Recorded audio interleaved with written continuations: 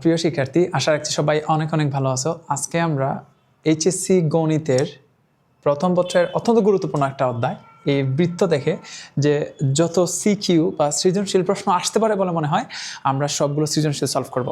এবং আমাদের উদ্দেশ্য থাকবে যে টাইপের প্রশ্নগুলো আসতে পারে বলে মনে হয় সবগুলো টাইপ থেকে একটা একটা করে প্রশ্ন সলভ করা। সবাই প্লিজ গুরুত্ব সহকারে আমি যা বলতেছি, যেভাবে বলছি, পুরো অংশটা বুঝতে থাকো।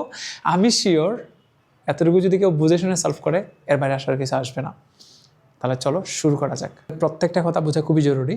আমি বলবো যে প্লিজ তোমরা যেটা করবা, প্রশ্ন এবং উত্তর দুইটাই নোট করে রাখবা। এবং যেহেতু আমি